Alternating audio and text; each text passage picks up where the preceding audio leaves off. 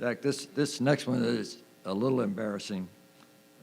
It says, a friend of mine is a successful salesman for Northwestern Mutual in Omaha and continues to push insurance financial products.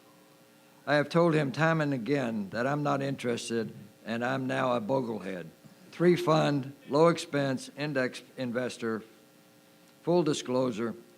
His comeback was stating, good news, Jack Bogle is a Northwestern Mutual customer. Is that true, or is that... Yes, it's true.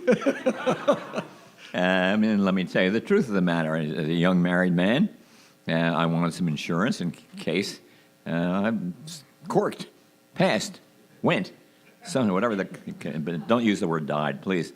So I bought a $10,000 policy for Northwestern because it was clearly a mutual company, which was probably the best company in terms of relationship of rates to premiums, and for $10,000.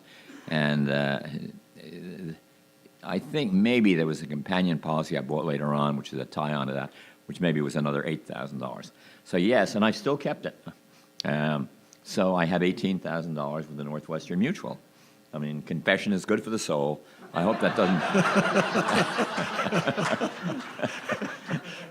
Well, are you getting royalties for them using your name, Jack, as a sales tool? No, but you know it's going to happen. You know it's going to happen. Okay. Besides contracting for a term life policy, is there any reason to invest in an insurance product?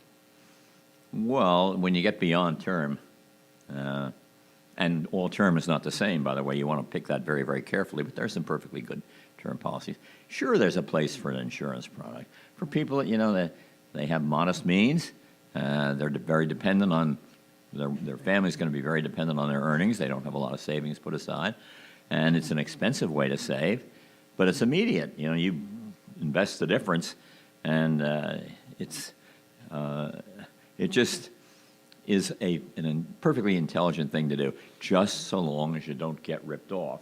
And I'd say there's such a thing about, and the hidden costs in insurance, and particularly in variable annuities, are just an outrage.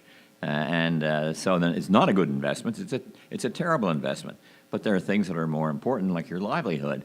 And when you get into things, my experience, or maybe intuition, when you get into something that gets complicated, it's really hard to maintain. So you're buying term and investing the difference, and it's complex. And if you forget to invest a couple of times, and your term policy lapses, there's so many things that can go wrong that I think the strategy in the abstract is fine, but in the implementation, just make sure you do what you're intending to do and buy from a good company. And there aren't very many of them. I'd say Northwestern is still a pretty good company.